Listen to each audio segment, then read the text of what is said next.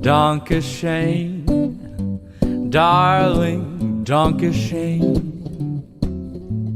Thank you for all the joy and pain. A little luminosity on some relative religiosity. Thank you, darlings, for tuning in. It's time we quit making gratitude this god-awful guilt thing you gotta do, because trying to be godlike is probably not at all what God would like. And it's time for another unbuckled, bumpy ride with your guide, the stark-raving LEAN-atic himself. I'm Jim. Let's jump right in again.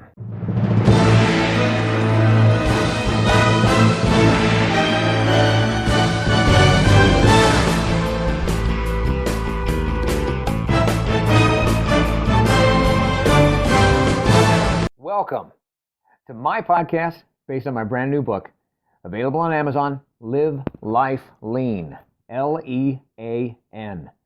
It's a year-long guide to gratitude and our daily grind. The book that combines some timeless wisdom from a whole lot of the world's wiser people with the reflections, reactions, and wisecracks of the guide's author, me. And it guides you, the reader, through the simplest system for a happy, healthy, authentic, and genuinely grateful everyday experience. I urge you to get the book. Of course I do. I wrote it. It's either at Amazon or at my website, ampurage.com. A-M-M-P-U-R-A-G-E. But even without it, let's make next week better than last, our next year better than the past, and get started now with today's episode of... It's time for a little luminosity on some relative religiosity.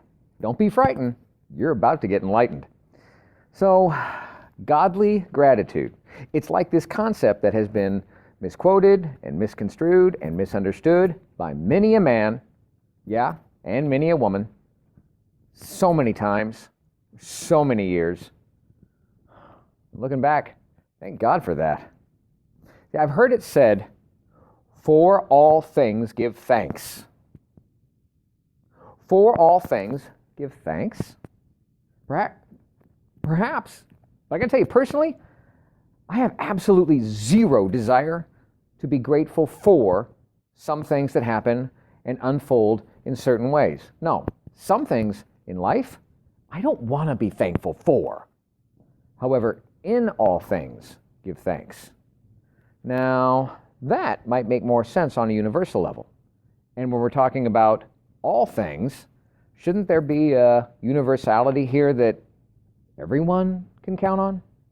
Okay, so whether you're a Bible believer or a Bible basher or a balance between them both, hey, I'll pray for you, you pray for me. Let's go there. Let's get two views of gratitude straightened out so all sides, notice how I didn't say both sides, because like belief itself, it's not so easily black and white. It's not so easily left and right. No, this way all sides can have an acceptable understanding, something that they can have faith in, and leave all the guilt behind. Okay, Ephesians 5:20, the Bible, and 1 Thessalonians 5:18, Bible again. I hope I don't have to say Thessalonians again. Ephesians 5:20, 1 Thessalonians 5:18, they do not say identical redundant things. It's for that very reason. It's that reason that even my non-Bible believing buddies can grasp this and accept it and plot their paths accordingly. So everybody, listen up. Listen, I know folks who say, how can I give thanks for unavoidable unemployment? How can I give thanks for terminal cancer? Give thanks in the midst of painful heartbreak of so many different types. Hell, it's for these very reasons, many folks choose not to believe God even exists. Now that, my friends, is a whole other story, whole other day. Although I'm pretty sure it's already been written down by an authority far greater than me. All right, now don't split hairs here. Don't make gratitude this impossible, sanctified only kind of experience when we're talking about godly gratitude. Just be grateful, give thanks in all things, meaning in all circumstances. If not for something painful, for the help and strength that you receive to survive it in all circumstances. See, whether you buy into the Bible or not, there's no conflict, there's no contradictions there. No conflict, no contradictions, no questions asked. Wow, that may be one of the few times you ever hear me say that phrase. There's no questions asked. People, don't confuse these two things. Giving thanks for all things and giving thanks in all things, don't confuse them. What we're wanting to experience here is the gratitude itself, an authentic, honest thankfulness every day, the kind that makes us and makes our lives better. Don't let somebody else's idea of faith cram any guilt down your gullet. Just get going with the search for, the search in every circumstance, grabbing a hold of some really great gratitude, even when it feels hard to do. Especially when it's hard to do. And now, more words of wisdom from the Live Life Lean Guide itself to wow your socks off. Entry number 115. Don't judge each day by the harvest you reap, but by the seeds you plant.